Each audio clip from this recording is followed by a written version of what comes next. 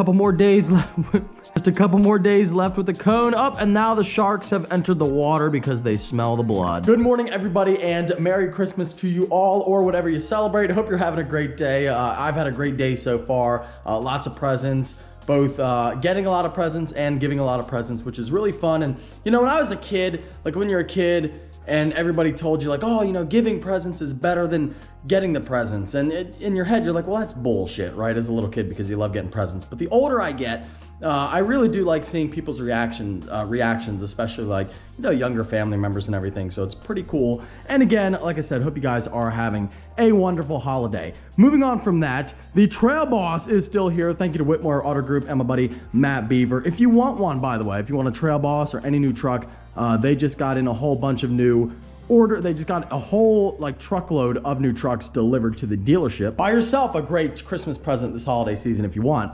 But yeah, and they're not paying me to say this, by the way, but of course, you know, I do work closely with the dealership. But this truck, I've been loving it, and it's really freaking, I get it, you know, still, I'm sure a lot of people don't like the front end, but the more you look at it, I think it's really pretty cool. I mean, look at the front end of the Cat Eye. Now, this is a timeless look and one of the best looking trucks I think Chevy has ever made, besides, you know, the square bodies.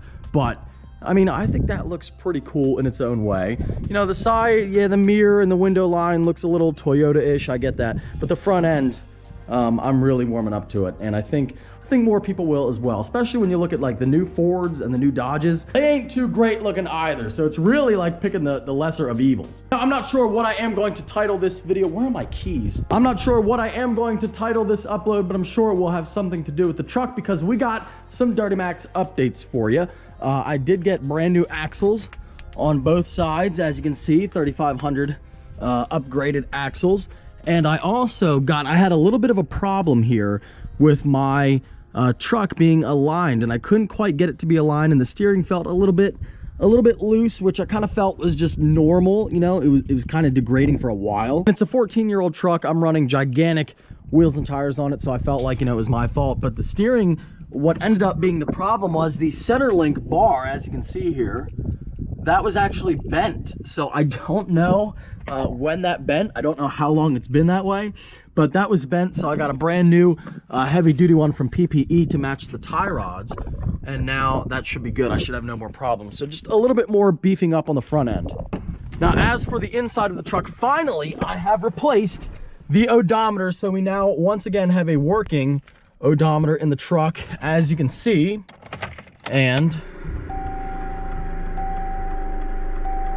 that is the air compressor. Don't mind that noise. But we got 43,099 miles on her. It's gonna take me a few seconds to find this footage when I edit, but here it is. A Duramax and a Beetle raced for like 10 seconds straight and got to the speed limit. He's great.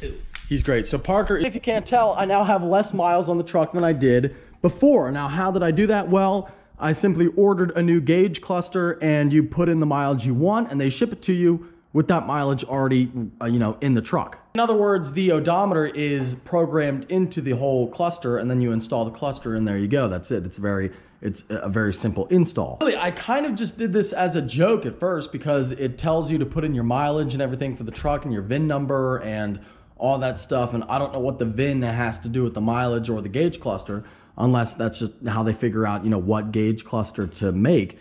But I didn't know if there was a way for them to track mileage, so I took like 10,000 miles off. I definitely had at least 54K on the truck. And like I said, kind of just for fun and as an experiment, but also because I wanted it to read less miles, because, you know, the Duramax, I want her to feel young and spry. You know, I don't want her to feel like she's getting old. On a real note, I mean, 90% of the reason why was because I wanted to see how easy it was to do it, really, like I said, as an experiment.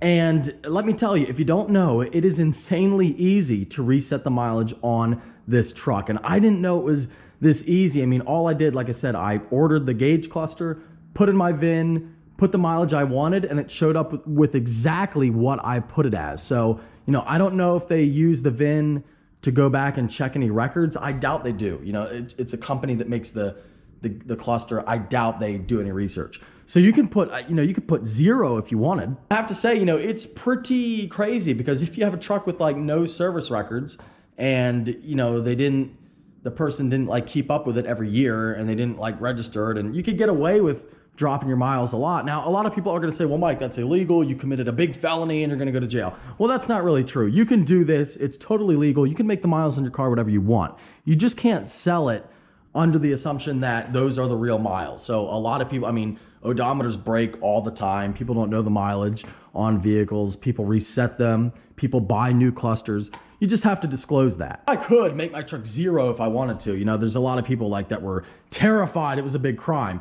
It's not a crime if you don't sell it that way. Now, if you're going to reset it and sell it and tell people, oh yeah, it's got this mileage on it, well, that is in fact illegal, as it should be. But if you're not going to sell it, which I am not going to, I have no plans to, that's not a crime. And also if you disclose that, hey, my odometer went bad, I put a new one in, I didn't know how many miles it had, so I just said 43, it might be more, well, that's okay. Hey, it was really easy. So if you get a truck like this and you want to make the miles lower, maybe you replace a bunch of parts on it and you don't want it to read 200K anymore for your own mental reasons, you can do that. Or you could go the other way. You could put 1,000,000 miles on it. You could go brag to everybody, oh, my truck's got 1,000,000 miles on it. So you could do that as well. I guess I just didn't realize how easy it is. It literally took 5 minutes online.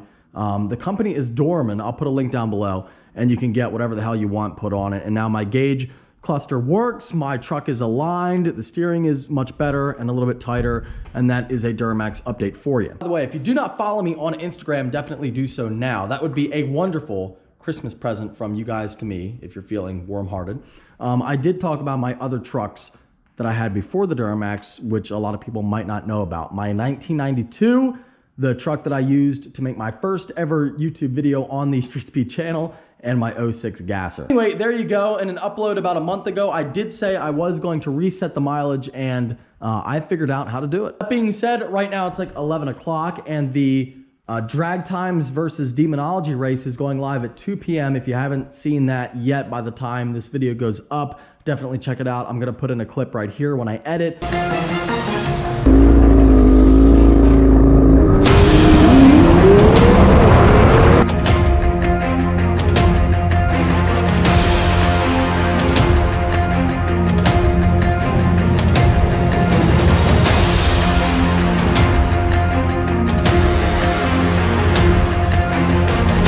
Badass, I already know that he won, and it's nice to see a 720 taking revenge on the demon.